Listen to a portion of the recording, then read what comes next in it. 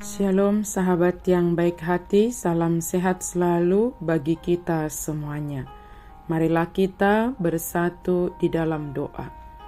Allah Bapa dalam Yesus Kristus, terima kasih Tuhan untuk segala kebaikan-Mu. Saat ini kami hendak merenungkan firman Tuhan.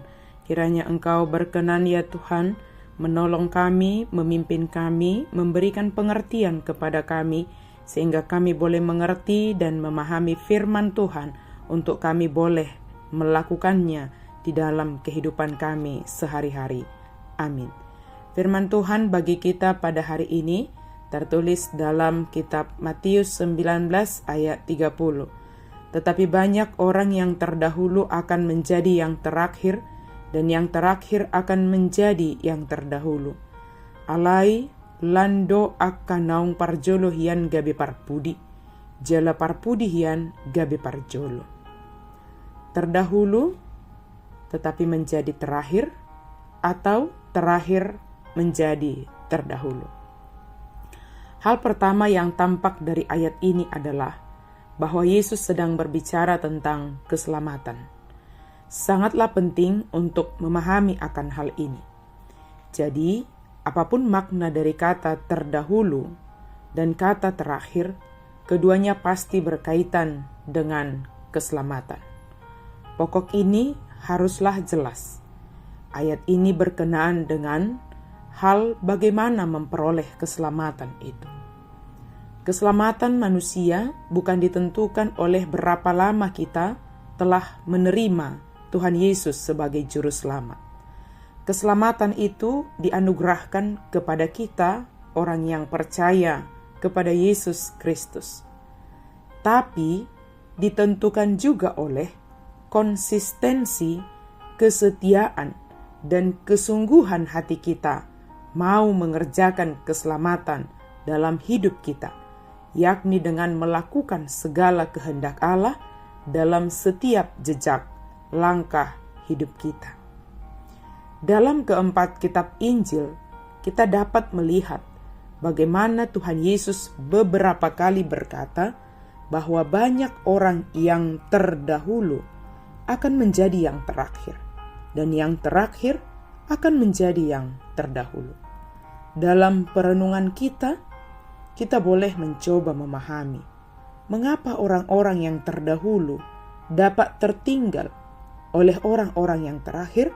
Bukankah mereka yang terdahulu tentu lebih memiliki banyak waktu untuk belajar kebenaran dan juga lebih banyak waktu dan kesempatan untuk mencapai garis finish itu dalam kesetiaan? Idealnya memang demikian. Mereka yang terdahulu memiliki waktu lebih banyak sejak mereka memulai melewati garis start untuk mencapai garis finish. Sementara itu, mereka yang terakhir atau terkemudian tentu memiliki waktu yang lebih sedikit dibandingkan dengan mereka yang terdahulu. Namun persoalannya bukan hanya terletak pada waktu yang dimiliki, tetapi seberapa setia mereka untuk tetap mengikut Yesus itu. Persoalannya bukan hanya waktu, tetapi seberapa cepat mereka tetap setia berjalan di dalam yang dikehendaki oleh Tuhan. Persoalan yang sering terjadi dan memang akan sering terjadi jika mengacu kepada apa yang diucapkan oleh Tuhan Yesus ini adalah bahwa mereka yang terdahulu ternyata tidak berlomba secepat yang seharusnya.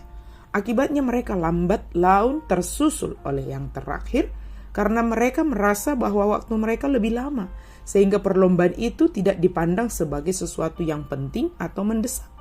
Dalam hal apakah orang percaya harus bisa berlomba dengan serius?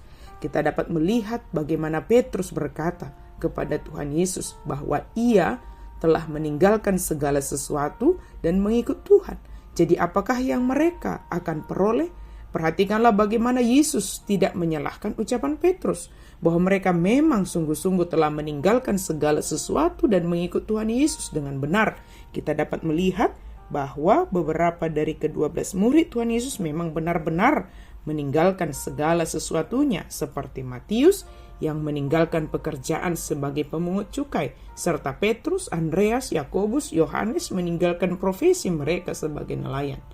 Bahkan lebih lanjut lagi Tuhan Yesus berkata kepada mereka bahwa pada waktu penciptaan kembali, apabila anak manusia itu duduk di tahta kemuliaan, maka mereka yang telah mengikut Tuhan Yesus juga akan duduk di atas 12 tahta untuk menghakimi 12 suku Israel. Ini adalah suatu pengharapan yang luar biasa untuk melakukan apa yang dikatakan oleh Tuhan Yesus.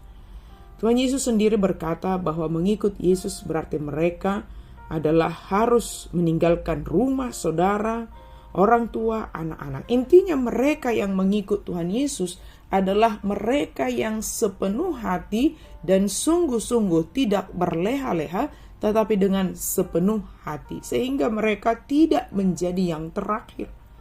Maka saudara sekalian, sahabat yang dikasihi oleh Tuhan, bagaimana kita mengamati sehingga kita senantiasa konsisten, setia mengikut Tuhan Yesus. Soal waktu, hanya Tuhan yang menentukan itu. Tetapi sepanjang perjalanan hidup kita sebagai orang yang percaya, tetaplah konsisten, tetaplah setia, percaya kepada Yesus, dan jangan berleha-leha.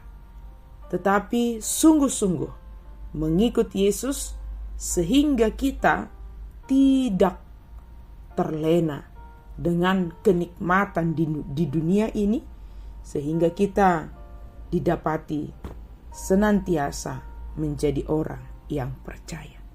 Sudah saatnya kita menilai diri kita sendiri. Masuk kategori manakah kita di pandangan Tuhan? Apakah kita orang-orang terdahulu yang saat ini masih berlomba? Ataukah sudah merasa cukup puas sehingga tidak mau berlari lagi menuju garis akhir itu?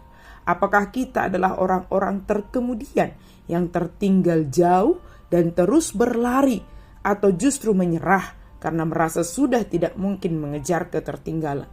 Orang-orang terdahulu memang adalah mereka lebih dahulu belajar kebenaran, tetapi jika mereka merasa cukup puas dan merasa sudah benar, maka mereka akan berhenti berlomba. Sebaliknya, orang-orang yang terkemudian memang mengenal Tuhan dari mereka yang terdahulu, tetapi jika mereka tetap setia berlomba, suatu saat nanti mereka akan menyusul orang-orang terdahulu hingga mencapai garis akhir. Berjuanglah untuk mencapai garis akhir dengan maksimal, supaya kita yang terdahulu tidak menjadi yang terkemudian, dan kita yang terkemudian juga tidak semakin tertinggal. Amin. Mari kita berdoa. Terima kasih Tuhan untuk firman-Mu. Ajarlah kami untuk senantiasa setia menjadi pengikut Kristus, setia ketika kami sudah mendapatkan kebenaran itu. Kami menerima anugerah keselamatan itu. Kami setia mengerjakannya hingga akhir hidup kami. Dalam nama Yesus kami berdoa dan bersyukur. Amin.